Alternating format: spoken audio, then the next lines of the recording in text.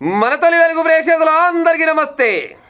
ఇవాళ రేవంత్ రెడ్డి పార్టీలు ఏం చేస్తున్నారంటే సాగర్లు అన్నట్ట, నాగార్జున సాగర్లా వర్ణయాగం చేస్తున్నట్ట, చేసిందంట ఆల్రెడీ. అప్పుడే ఆనలు కొట్టాలి, తెలంగాణ ప్రజలంతా సుఖ సంతోషాలతోటి ఉండాలని ఉద్దేశంతో పెద్ద తలవాల పంది రేపించినట్ట, వేద పండితులను పిలిపించి ఆనదేవుడ మమ్మగాని ఆనగొట్టు తెలంగాణ రాష్ట్రం మొత్తం ఆగమవుతుందని పూజలు చేస్తున్నట్ట.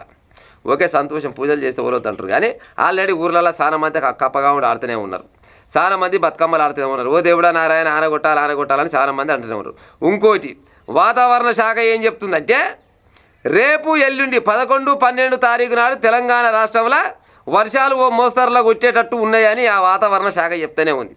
ఉరుములు మెరుపులు ఈదురుగారులతోటి వానలు కొడతాయని చెప్తూనే ఉంది. మరి ఇదే తరుణంలో జనాల అదృష్టమో రేవంత్ రెడ్డి అదృష్టమో బాగుండి ఇవాళనో రేపో ఎల్లుండే పుసుకుని ఆన కొట్టింది అనుకో. ఇక చూడు నా సామి రంగా, రేవంత్ రెడ్డి పుణ్యమా అంట తెలంగాణ రాష్ట్రంలో ఆనలు ఎట్ట కొడుతున్నాయి చూడని డప్పు కొడుతారు, మస్తుకుంటారు.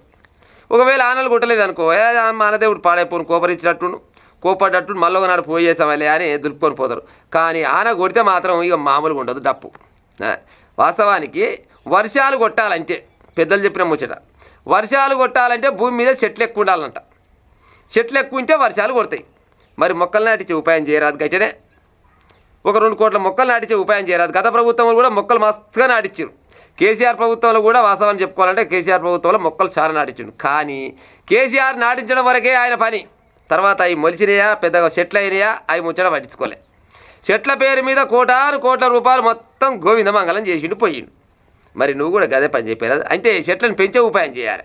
మొక్కలు నాటినంత మాత్రాన కాదు, మొక్కలు నాటాలి. ఆ మొక్కలు పెద్దగా అయ్యి చెట్లు అయితే ఆటోమేటిక్గా వర్షాలు కొడతాయని శాస్త్రవేత్తలు చెప్తున్నాం ముచ్చట. ఎక్కడ చూసినా కానీ ఎకరాల కొద్దిగా తెలంగాణ రాష్ట్రంలో ఎక్కడ చూసినా ఎకరాల కొద్దిగా 3-4 సార్లు బ్లేడ్ వేసి వెంచర్లు చేసిరి. సాపుగా అద్దం చేసినాడు, భూములు మొత్తం సాపు చేసి వెంచర్లు చేసిరి. పెద్ద గుట్టలు తవ్విరి, కంపెనీ కట్టిరి, వెంచర్లు చేసిరి. మరి వానలు ఏడుకెళ్ళి కొడతాయి. నిన్నమన్న ఎండాకాలం పాడైపోను అగ్గి బుక్కినట్టు అయింది.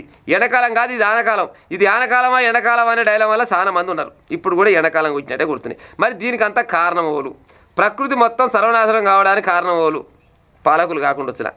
పాలకులు పట్టించుకుంటే ఇంత అన్యాయం ఉంటుందా? మరి చెట్లు కూడా పెంచాలి కదా.